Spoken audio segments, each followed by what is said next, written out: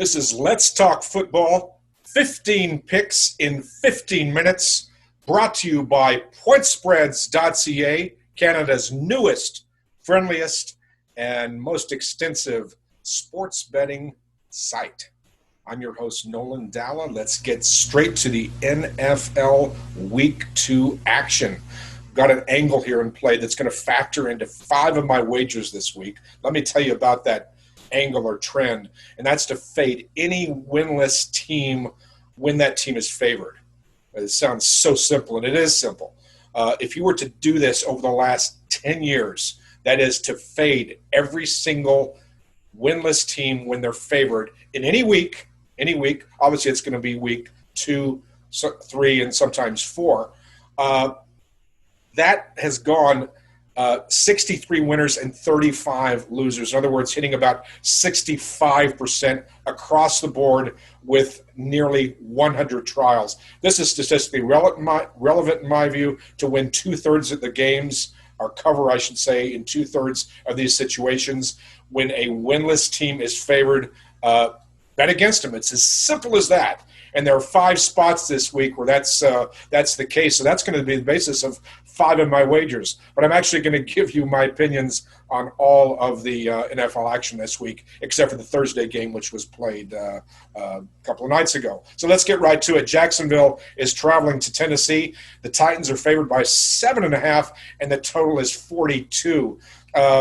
The Jaguars, of course, won last week in a surprising comeback win and an upset. I think they were 8-point dogs to the Colts, and then they end up winning that divisional matchup at home. A shocker to a lot of people. We did have the Jaguars, so pat on the back here, at least for getting that one right. Tennessee played a miserable game, really, in Denver. They were lucky to get out of town with a 2-point victory. Slightly, really not a non-cover. I think they were favored by 2, and then it closed at 3, so they actually didn't cover on the late line. But the big story out of that game, the Denver Monday night game, was the field goal kicker for Tennessee just having a miserable night, missing 3 field goals, blowing an extra point, but he did get the game winner. So we'll see how that kicking issue winds up for the Titans, but that's obviously a big concern. Here I think you've got to play the Titans, and here's the reason why. First of all, the Jaguars are just a miserable team on the road historically. They're 4-8-1 against the spread as a road dog. In other words, they don't cover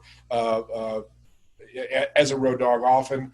The Jaguars have also lost their last 6 visits in a row to Nashville.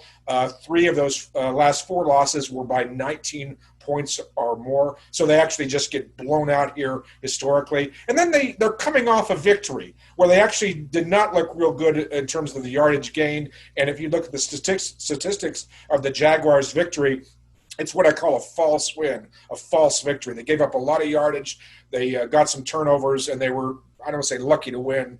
It's never lucky to win the NFL, but I think they come in here a bit flat. Tennessee did not play well, is destined, I think, to play better. There's just too much talent on this team. I think the Tennessee Titans absolutely roll in this game, and I will lay the 7.5 number here in that game. Detroit's traveling to Green Bay. Detroit is a team that blew a 23-6 lead against the Bears last week, and the Packers just looked awesome. They looked in total midseason form. They ran up 522 yards. They scored 5 touchdowns on 9 drives last week at Minnesota. That's a tough place to play against a pretty good defense. So the Packers just, I think, surprised a lot of people, including myself, that they look so damn good, especially on offense. So, you know, it's really hard to get in front of what I call the roaring freight train that is the Green Bay Packers right now, and this looks almost too easy. You know, oh, you're going to take the Packers. It's only 5.5 or 6. The line's at 5.5 in a few spots.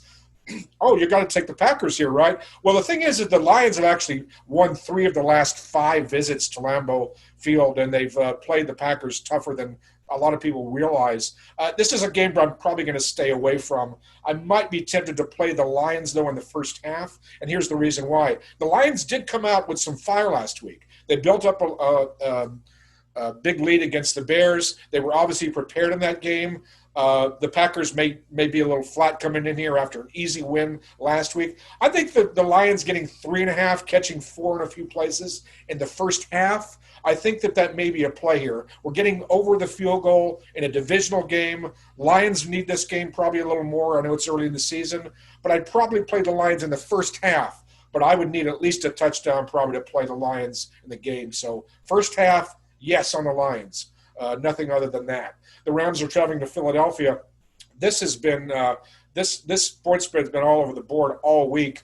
It was initially Philadelphia was favored, then the Rams were favored by 1.5. Now it's back again to the Philadelphia Eagles are laying 1.5 to the L.A. Rams, of course, who beat Dallas in the Sunday night opener in Inglewood last week, and then the Eagles just absolutely they built up a 17-0 lead against Washington, and then just completely fell apart. Turnovers, nothing went right for them in the second half, and the Eagles collapsed and lost a miserable game last week. So the question is, what's the situation in Philadelphia with injuries? I mean, they were decimated last season. The offensive line had problems. I mean, if you're going to lose to the Redskins by, 10 points? I mean, something's wrong with that team.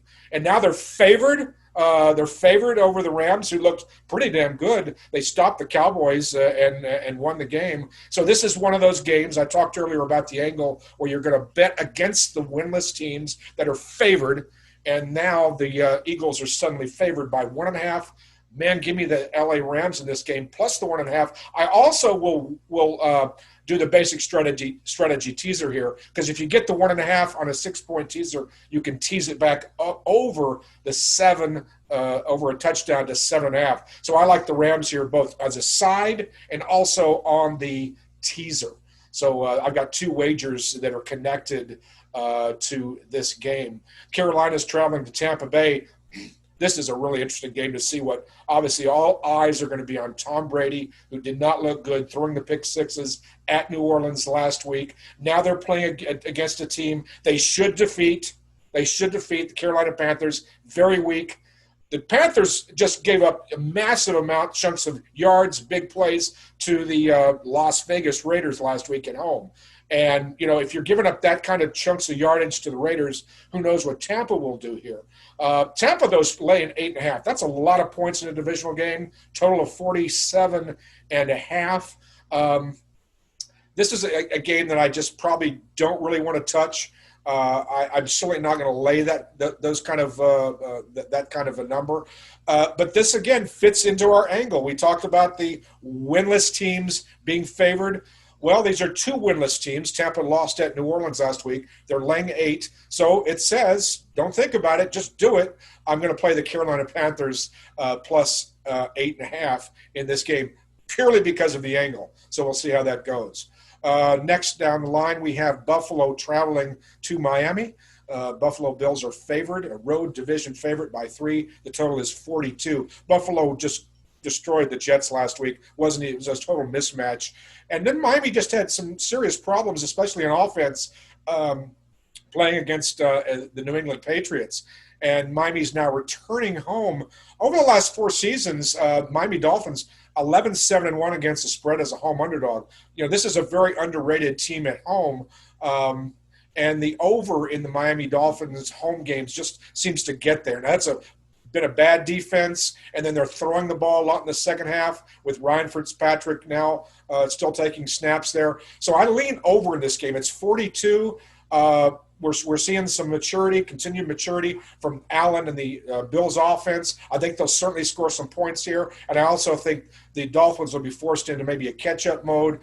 Fairly low total for the NFL today, which is low 40s. I lean over in this game, which is the Buffalo-Miami game. The New York Giants are traveling to Chicago. The Giants looked awful against the Steelers in their Monday night opener. Now they have to go on the road against Chicago. Chicago didn't look much better, at least for 3 quarters, and then they just turned into a completely different team, roaring back and winning on the road against the Lions. Bit of a shock there. Now, by the way, I don't look at power ratings that closely, but I have to mention one, too. There's a thing called Dunkle Ratings, or they have picks, and basically they power away the teams here. Now, the Dunkle ratings actually have the Giants winning this game outright. The line is Chicago by 5.5. The total is 42. boy, I don't see the Giants, winning the game outright. It's tempting to take the 5.5. But here's the problem with the Giants. I watched the game very closely, and the Giants' offensive line they just couldn't block. They missed assignments. They were stunted. Steelers are a pretty good defense, but the Bears are a pretty good defense too. Certainly when they play at home, they play well. I think the Giants are in serious trouble here. You're going to see a lot of sacks, some turnovers, and the real thing for the Giants that really shocked me was how bad that the defensive backs and linebackers tackle. They're just a weak team. They don't tackle well. There's just no desire there. And then I saw Barkley, the running back, smiling. He gained, I think, 20 yards last week or something like that. 15 carries for 20 yards. It was embarrassing, and they were showing the camera, and he was smiling. This is just not a team that I want to back with my money right now. So I will stay off of this game for a lot of reasons, just teams that I think that lack a lot of identity right now. Minnesota's traveling to Indianapolis. Here's another angle situation because you have two teams that are winless. However, one of them is favored, and it says just play, as I said, bet against that team. That means you got to take the Minnesota Vikings +3. The total is 47.5, by the way. Minnesota gave up 522 yards last week. They allowed 5 touchdowns and 9 drives. I don't know if I've seen a Minnesota, I should say Mike Zimmer defense look that bad. So they've got to play better, I would think. But when you saw what happened with the Colts, Phillip Rivers under center didn't look entirely comfortable. They turned the ball over against Jacksonville.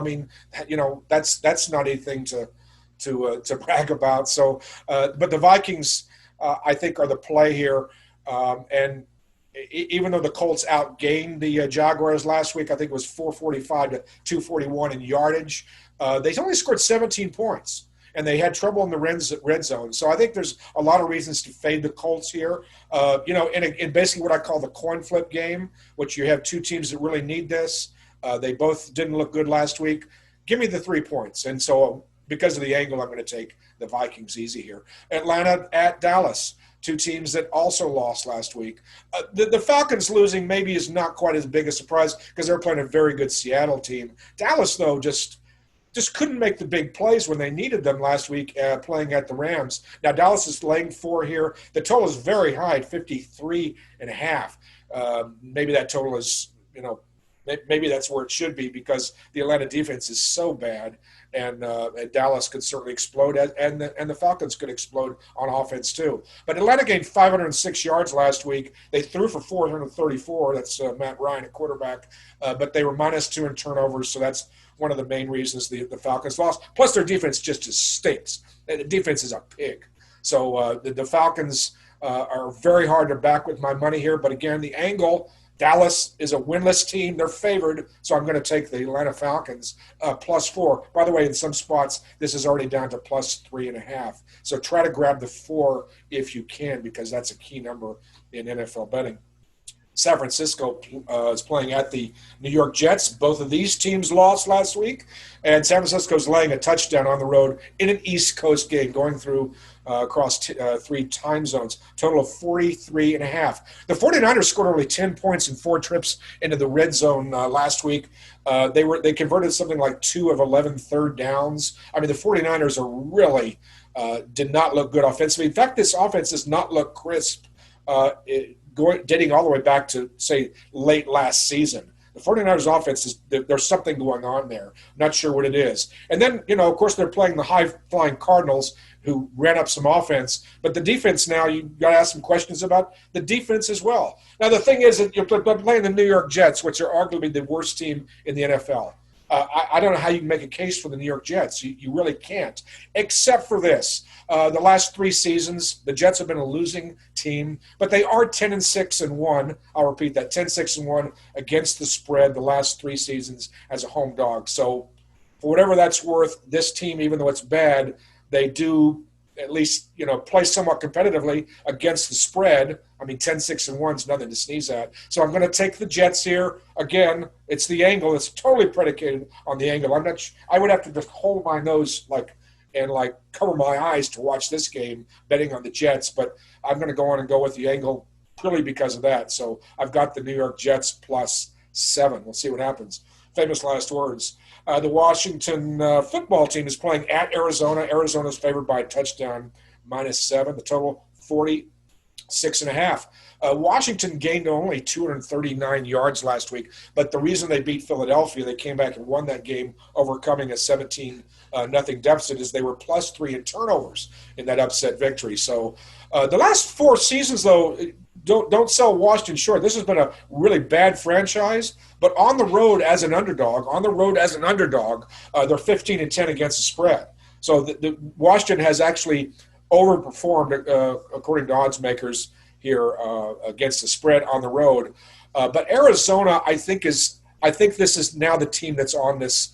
I predicted before the season started, this is such a tough division, the NFC West. But the Arizona Cardinals are that team that's just cresting. You can see, especially with the acquisition of Hopkins at wide receiver, 14 catches in his first game with the Cards. That offense is now that's a firepower offense, and I don't think they're going to have any problem at all here controlling the Washington team. So here's what I suggest doing. I don't really like laying 7. Still a pretty young team, the Cardinals are.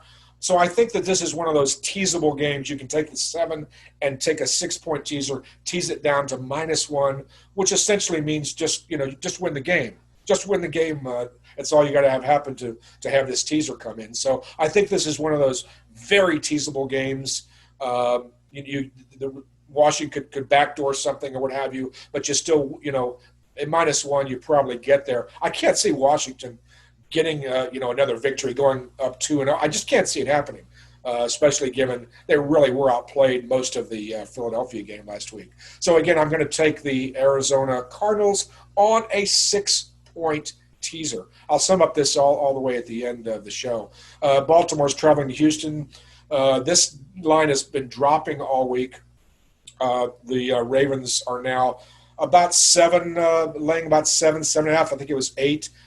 Houston Texans, of course, have a 10-day rest. They were really blown out by Kansas City in that Thursday night NFL opener. Now they've had 10 days to rest on this. The thing is, Kansas City can make a lot of teams look bad, especially on defense. The Texans are clearly not as bad, I don't think, as they showed. The play calling was really suspect. Nothing about the Texans gelled in that first game. But you know what? They got outside. They probably, they were 10-point dogs. They probably, I don't want to say expected to lose, but it wasn't a surprise you come out of Kansas City with a loss. Now you play arguably the second-best team in the AFC, which is the Ravens, which is another monstrous challenge. But they've had 10 days of preparation here, and they're getting a touchdown at home. I think that's just enough maybe to bite the apple. I'm going to go on and take the underdog Texans here. And so I do believe that that's probably the play if you have to play the game. Going on down to another divisional game is the Kansas City Chiefs traveling to the new stadium in Inglewood, right by LAX, and they're playing at the LA Chargers. The Chargers are getting 8.5 points, total of 47. Here's the big stat you got to listen to on this game. Andy Reid as a head coach, 19 seasons I think he's coached. When he's had extra time, in other words, after a bye or after a Thursday night game with what we call extra preparation time, where he has time to, fix whatever went wrong and implement whatever, new game plan he wants for the following game, Andy Reid 17-2 straight up. Now, it's a straight up record, not against the spread, but Andy Reid wins coming off of a bye or off with extra preparation. And I don't know how, this is the best team in the NFL, the Super Bowl champion. The Chiefs ran for 166 yards. The rookie just was all over the field in the last game. That's the worst thing for the opponents of the Chiefs, the fact that Kansas City not only has a passing game, but has a running game now, and apparently has a pretty good defense too. So this is a nightmare for the rest of the NFL, and especially the AFC West opponents, including the Chargers. The Chargers last week, I watched the Cincinnati game really closely. We had the under as our best bet, by the way, and got there. The final score was 16-13, so we got there on that one. But the Chargers, that was a very misleading win because the Cincinnati could have easily won that game. And Tyrod Taylor, the quarterback of of the Chargers did not look good. I mean, they only scored 16 points at Cincinnati. But, that's not exactly confidence inspiring. And now you're hosting the Super Bowl champions coming in to Los Angeles. So 8.5 points here. Boy, that's kind of, it's a little bit steep, 8.5. The Chiefs are always going to be favored by more than a touchdown just about every game, unless they're playing, comparable talent like the Ravens or someone. So you're going to see a lot of Chiefs -9, Chiefs -10, Chiefs -2 touchdowns. You'll see that a lot here. I do believe that they're justified in laying this kind of number because the Chargers, how is that offense going to keep up with Mahomes and company and the Chiefs, which now have a running game as well? How's that going to happen? So I really do like laying the 8.5, but again, I like better than that. I think the better value is the Wong, Stanford Wong, called Basic Strategy Teaser. We had teased over the key numbers. 8.5, add the 6 points, you're down to -2.5. So you're catching up, the 7, the 6, the 4, and the 3. You're catching the key numbers here. So we're going to tease the Kansas City Chiefs from -8.5 down to -2.5. That's the play. I think that's the best play on this on this game. By the way, Kansas City Chiefs last 4 years as a road favorite, 15-8-1 against the spread. They'd covered 6 of their last 7 road openers. Even though this is the first game in the new stadium there in Los Angeles, I think they're going to get blown out by the Chiefs. It just looks too easy to me, which kind of is scary. There is 2 more games here. These are the primetime games, the Sunday night game and the Monday night game. There's an interesting thing angle developing in the what you call primetime games. These games used to be shootouts. They would go over more often than not. A lot of reasons for that. But however, more recently, like the last couple of years, we're seeing a lot more unders. In fact, all of the games, the 3 games Sunday and then the 2 games on Monday night, all 3 of those games went under the total. And then, of course, the Thursday night game really should have gone under, but it comes right at 54, and for a lot of people got a push. So these games have been going under in prime time. Just something to keep in mind here. I'm not suggesting to play these under, but keep an eye on that. So let's get to the last 2 games on the board if we can. And I have a graphic there I should have put up earlier. Anyway, we've got Cam Newton and Russell Wilson. That's the big game. Going to be really interesting to watch. New England at Seattle. Seattle is laying 4. The total is 45. The Seahawks have won their last 11 home openers straight up. Again, that's 11-0 and 8-3 against the spread. So Seattle, when they come out again, with Pete Carroll as the coach, this team is always ready at home. Last week they absolutely just looked in Super Bowl form last week, but they were playing the Falcons. This is a much tougher defense here. Whatever concerns we have about Cam Newton and the offense now with the Patriots, that defense is still solid. There's no question about that because they shut down Miami for the most part last week. So I think that New England obviously is going to keep this one a little bit closer, we would think. But the last 3 years, the Seahawks have actually not played well as a home favorite. They're 6-12-1 against the spread as a home favorite. So that home field advantage that they're really famous for with the so-called 12th man in the crowd. Now there's no 12th man. There's no crowd really to speak of here. So the home field may be really it's going to be diminished, if not completely eliminated here. There's a lot of factors that cancel each other out on this game. I think the line's certainly about right here. I guess I would probably lean to the Patriots at +4 if I have to take a side, but I just don't want to step in front of the Patriots and arguably the best player in the NFL right now, which is Russell Wilson, with all apologies to Mahomes in Kansas City. Now the final game, of course, the New Orleans Saints traveling to Las Vegas for their very first game in the Raiders Stadium. So the New Orleans Saints are favored by 5.5, total of 49. The thing that a lot of people, gamblers, may not have caught on is the Saints have been a much better play against the spread on the road in recent years than at home. In fact, I think the last 4 seasons, the Saints are 12-3-1 against the spread as a road favorite. So when this team hits the highway and they're hitting the road on the Monday game at Las Vegas, they're really, they cover the spread 12 out of the last 15. So I think that they're not going to be taking the Raiders lightly here. I think a lot of people are going to be very excited, even though there will be no fans in the stands. This is Las Vegas. They're flying to a new city. And by the way, is this really a home advantage for the Raiders? I mean, they've never played in this stadium either. So I'm not sure the Raiders have any discernible advantage. No fan support, meaning there's no fans in the stands. And, of course, they have the training facilities, which are close by. But I'm not so sure this is really any advantage for Oakland here until you build up what I call the familiarity with the field, the way the lighting is, the way, just every stadium is a little different. And the Raiders are just as inexperienced in this new environment as the Saints are. The Saints, by the way, are used to playing indoors. The Saints have, their history. They play indoors for, the last 35, 40 years. New environment for the Raiders here. So it's very tempting to play the Saints here and lay the 5.5. In fact, if it's under 6, that's probably the place to bite here. So I'll give you my picks. If I can, I'll wrap them up for you. Remember, I have 5 picks that are based on that angle, which is to fade winless teams when they're favored. And then I have a few other picks here sprinkled in. I have 3 teasers. So I think I have a total of 10 plays, if I'm not mistaken. Let me read them to you again. The Los Angeles Rams plus 1.5 at Philadelphia. The Carolina Panthers plus 8.5 at Tampa Bay. The New York Jets at home hosting the San Francisco 49ers, catching 7.5. I'm taking the Jets. Ugh, that's painful to say. The Minnesota Vikings traveling to Indianapolis, plus 3. Give me the Vikings to get their first win here. Buffalo and Miami, total 42.